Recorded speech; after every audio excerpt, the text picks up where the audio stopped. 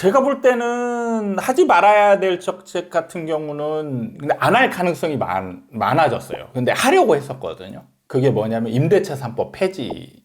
그 임대차 3법을 폐지하려고 했던 이유가 8월 그 전세 대란설이 있었고 그 전에는 이미 대란이 한번 일어났었고 그래서 임대차 3법 때문에 오히려 임차 시장이 굉장히 불안정해졌다, 오히려. 이런 평가가 있었단 말이죠. 맞습니다. 예, 그게 이제 선거 당시의 일이고, 그리고 이제 지금은 사실 오히려 임대차 3법으로 인해서 전세가가 더 하락하는 느낌? 예, 이런 게 지금 있잖아요. 그러니까 지금은 정부가 임대차 3법 얘기는 아예 꺼내지도 않거든요. 지금은 꺼낼 필요가 없는 게 전세 시장이 지금은 전월세 시장이 안정되어 있단 말이죠. 안정되어 있으니까 이거를 긁어부스럼을 만들 필요가 없죠. 시장의 정상화를 위해서 폐지해야 되는 거 아닙니까? 정상화 될 건지 아닌지는 아무도 모른단 말이죠. 근데 지금 상황이 만약에 2년 전에 이제 상황처럼 막 난리가 나는 상황이면 바꿔야 될 필요성도 있어요. 그러니까 이제 그때 필요성이 나왔던 거는 아직 2년 만기가 도래하지 않은 상황에서 2년 후를 예측했을 때 대란이 벌어질 거다라고 예측을 했기 때문에 이제 폐지설이 나왔던 거고 지금은 이미 이제 겪었잖아요. 근데 2년을 겪고 보니까 대란은 벌어지지 않았거든요. 그러면 이 제도 자체에 문제점이 있는 게 아니고 제가 처음에 말했던 것처럼 그 시기, 이 제도를 새로운 시기가 적용되는 시기가 문제였다라는 거죠. 그러면은 이미 제도가 없었으면 사실 저도 뭐 지금 굳이 임대차 3법을 적용해야 됩니다, 말아야 됩니다 이런 얘기를 할 필요가 없어요. 그냥 있는 제도 하에서 좀 부족한 부분이나 이런 걸 보완을 하면 되는 거죠. 근데 일단 어쨌든 제도가 만들어져서 자리를 잡았어요. 그리고 2년이 흘러서 상황을 봤더니 큰 부작용도 이제는 없단 말이죠. 그러면 지켜볼 필요가 있는 거예요. 오히려 만약에 여기서 강제로 없애버리면 새로운 부작용이 생각지 못했던 새로운 부작용이 나타날 수도 있다라는 거죠. 그러면은 어떤 게 더 나은가?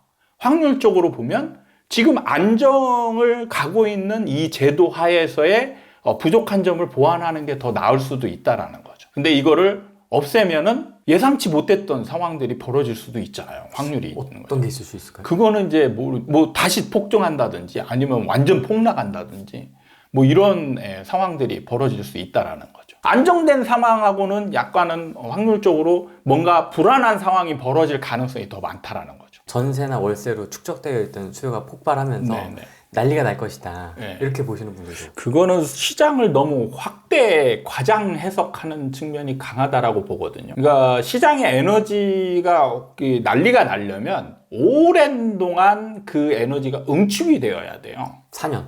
4년 이상. 4년 이상이요? 네, 4년 이상입니다. 자, 중요한 거는 자, 그럼 그 제도가 없으면 안 일어나느냐? 이거하고 비교를 해봐야 되는 거죠. 근데 그렇지 않은 게 이미 우리는 박근혜 정부 때 전세난이라는 상황을 겪었어요. 네.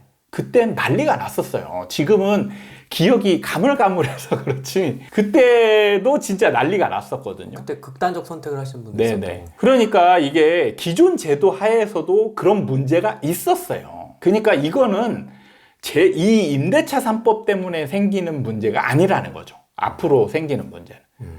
그러니까 이게 없다라고 해서 이 전세 대란이 없이 안정된 시장으로 계속 가느냐? 절대 아니라는 거예요.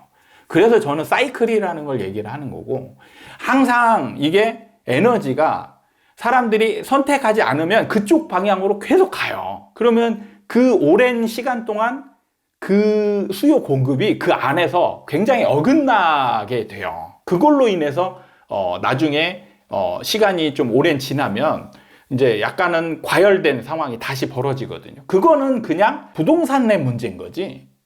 이 제도 때문에 나타나는 문제가 아니다. 그럼 2년 후의 시장은 좀 어떻게 2년 후는 저는 큰 문제는 벌어지지 않을 거라고 보고요. 뭐 지금 8월과 같은 예, 물론 지금은 이제 하락 쪽이죠. 근데 2년 후 정도 되면 저는 이제 안정 내지 완만한 상승. 이 정도로 빠집니다. 새로운 제도 때문에 불안한 상황이 생겼던 거고 처음에 거기에 적응하지 못했던 사람들 그리고 새로운 제도가 생겨서 이제 2년, 4년 이렇게 적응을 하면 사람들이 계획이라는 걸 세우거든요. 그래서 전세 같은 경우는 좀 비싸다 싶으면 그냥 후퇴하는 거예요. 후퇴하면서 가고. 그리고 제가 이제 강조하지만 임대차 3법 하에서의 입주 물량 효과는 없을 때보다 훨씬 커요. 그러니까 하락 요인이 더 크다는 얘기죠. 입주 물량이 아예 없으면 모르겠지만 계속 꾸준히 누적돼서 있잖아요. 그러면은 오히려 입주 물량으로 인한 하락 요인이 크기 때문에 하락까지는 안 가겠지만 어느 정도 안정권에 있을 가능성이 전 높다라고 판단이 됩니다. 표현하기가 좀 그렇지만 어쩔 수 없이 하는 것들이 있을 거예요. 그게 이제 보면은 규제를 풀어주는 거죠. 규제를 풀어주는 거는 제가 볼 때 막을 방법도 없고 분명히 할 거예요. 왜냐하면 시장이 계속 하락하기 때문에 사실 자산 시장에 있어서 연착륙이 없어요. 연착륙이 없어요. 경착륙으로 가거든요. 그럼 정부는 이 경착륙을 막기 위해서 노력을 해야 돼요.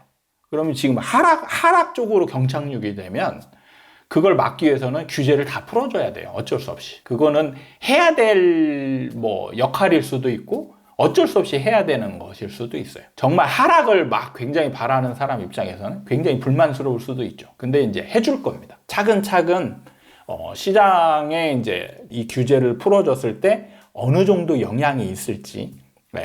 그러니까 정부는 가장 좀 걱정하는 부분은 풀어줬을 때 다시 상승으로 돌아가는 일은 없어야 된다라고 이제 생각을 할 겁니다. 그래서 그 부분을 잘 고려한 상태에서 이제 규제를 적정하게 풀어줄 가능성이 많죠. 근데 그 부분에서 제가 좀 높게 평가를 하는 거예요. 그러니까 만약에 시장을 제대로 이해하지 못했으면 만약에 이번 정부 같은 경우는 약속한 게 있잖아요. 규제를 다 풀어주겠다. 거의 막 한꺼번에 풀어줄 것처럼 얘기를 하고 갔단 말이에요. 그럼 시장을 모르는 사람 입장에서는 약속을 지키는 게 더 중요할 수도 있기 때문에 그러면은 시장과 상관없이 규제를 막 풀어주는 쪽으로 선택을 했을 가능성이 많죠. 그런 측면을 고려했을 때는 정부는 지금 규제를 풀어줄 수밖에 없는 상황이다. 그런데 이게 상승으로 돌아가지 않을 상황 하에서 규제를 풀어주는 그런 정도를 선택하는 게 굉장히 어렵거든요. 그거를 지금 제가 볼 때는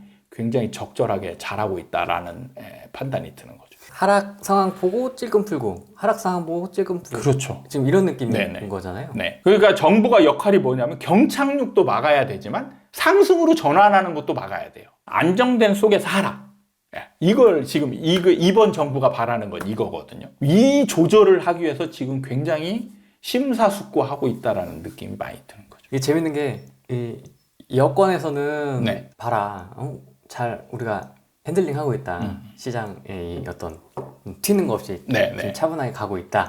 야권에서는 너네가 한 건 하나도 없다. 이 다 전에 세팅해 놓은 게 있기 때문에 이렇게 되는 거다. 이렇게 엇갈리는 반응이더라고요. 어떻게 좀 보십니까? 사실 야권이 조금 어떻게 보면 평가를 너무 절하하는 측면이 강한 거죠. 물론 문재인 정부가 상승을 막기 위해서 규제를 한 것은 맞고, 근데 그때 당시에 문재인 정부가 저는 이제 규제 정책을 했던 게 적절하다라고 얘기를 했지만 잘못한 것들도 있거든요. 임대차 3법을 했다든지 분양가 상한제를 했다든지 이런 것들은 사실 하지 말아야 될 건데, 근데 그런 걸로 이제 평가를 하는 거죠. 그러니까 이제 어쨌든 문재인 정부도 규제를 할 때마다 욕으로 넘어갔잖아요. 상대 공격 진영한테. 그거는 이제 어떻게 보면 그냥 어떤 역할 분담? 이렇게 보는 거고, 실제로 시장이 정부가 바라는 대로 방향으로 가고 있는데 여기서 일부러 억지로 뭔가를 막 해야 될 필요는 없잖아요. 그러니까 정부가 뭘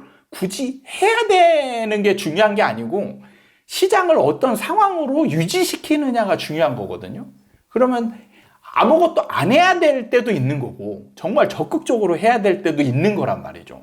그럼 지금 그냥 적절하게 흉내만 내듯이 뭔가를 하고 있어도 시장을 이런 상황으로 만들어 온 거는 그건 그 나름대로의 판단하에 한 거지, 이거를 아무것도 안 해서 복지부동을 해서 그냥 우연히 만들어진 거냐라고 봤을 때는 그건 또 다른 부분이라는 거죠. 지금 굉장히 고민을 많이 해서 이런 지금 적절한 뭔가 좀 하는 둥 마는 둥 하는 그런 지금 행동들이 나오는 것도 뭔가 역할을 충실하게 하는 속에서 나오는 거다라는 생각이 드는 거죠. 그 시장에 대한 역할론이나 막 이런 거에 파묻혀가지고 막 뭔가 적극성을 막 해버리면 부작용이 더 커질 수도 있거든요. 그거보다는 지금 같은 상황에서는 안 하는 게 더 나을 수도 있는 거예요. 어떻게 보면 지나면은 나중에 문재인 정부의 평가가 또 달라질 수도 있는 거. 그러니까 노무현 정부가 그랬거든요. 노무현 정부 때는 상승만 했잖아요. 상승만 하고 이제 하락은 이명박 정부에 했단 말이죠. 근데 노무현 정부 때의 부동산 평가가 그때 당시에는 거의 최악이었거든요. 근데 지금은 사실 뭐 문재인 정부가 더 심하게 올라서 그런지 모르겠지만, 진짜 묻혀서 그런지 모르겠지만, 노무현 정부의 그 부동산 평가가 아주 굉장히 낮게 막 이렇게 나오지는 않단 말이에요. 지금은 좀 좋아졌어요. 지금은 좋아진 것보다는 이제 뭐 언급이 없을 수도 있는 거고, 어쨌든 노무현 정부 때문에 이런 상황이 벌어졌다라는 평은 지금 거의 없잖아요. 그러니까 시간이 가면 조금 평가가 달라질 수도 있는 거죠. 그러니까 문재인 정부도 비록 올랐지만 나름대로 역할을 한 게 규제를 그때 그렇게 했기 때문에 어느 정도 그 상승폭을 줄일 수 있었고, 저는 그 부분에 있어서 높게 평가를 하거든요. 그러니까 규제 때문에 올라갔다라고 얘기하는 사람도 꽤 많지만 저는 그게 아니라고 보거든요.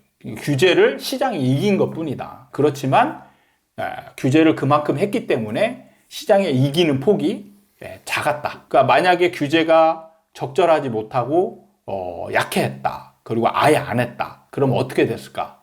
비트코인처럼 20배, 30배 올라가는 그런 상황도 충분히 벌어질 수 있다는 거예요. 그러니까 일본과 같은 상승. 그러니까 옛날에 일본 상승했을 때 도쿄 땅만 팔아도 미국 전체를 살 수 있는 가치만큼 상승을 했거든요. 어마어마하게 상승을 한 거죠. 그렇게 우리나라도 서울을 팔면 미국을 살 수 있을 만큼의 상승이 벌어질 수도 있는 거예요. 규제를 안 하면. 이게 사람들이 거의 그 상태에서 미쳐 있었기 때문에 규제를 안 하면 계속 확대 재생산되는 수요가 생기거든요. 집이기 때문에 하나만 사고 끝나는 게 아니고 다주택 돈을 번 사람들은 2채, 3채를 살 수 있잖아요.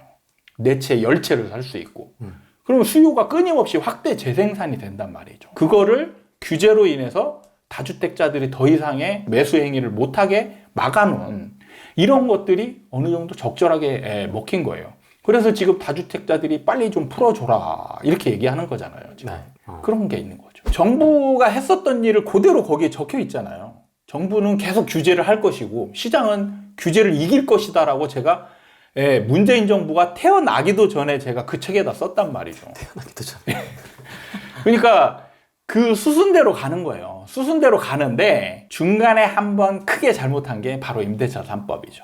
그러니까 임대차 3법이 아니었으면 상승폭이 조금 더 작았을 확률이 컸죠. 그러니까 임대차 3법으로 한 번 더 뻥튀기가 된 측면이 있는 거죠. 그래서 정책은 필연적이기도 하지만 어떤 선택을 하느냐에 따라서 또 시장을 약간은 바꿀 수도 있는 측면이 있는 거죠. 그러니까 나머지는 거의 필연이었어요. 나머지는 필연이었는데 임대차 3법만 굉장히 우연적으로 예측하기 힘든 상황에서 튀어나왔기 때문에 부작용이 컸다. 그때 만약에 다주택자들을 놔두지 않았으면 굳이 똘똘한 한 채도 필요 없이 그냥 무조건 사라.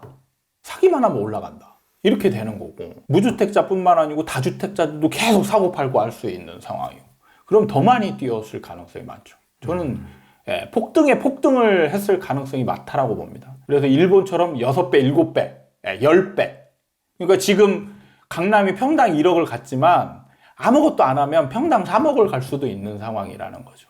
그 규제 때문에 저는 이 1억으로 갈 수 있는 1억 정도에서 멈췄다.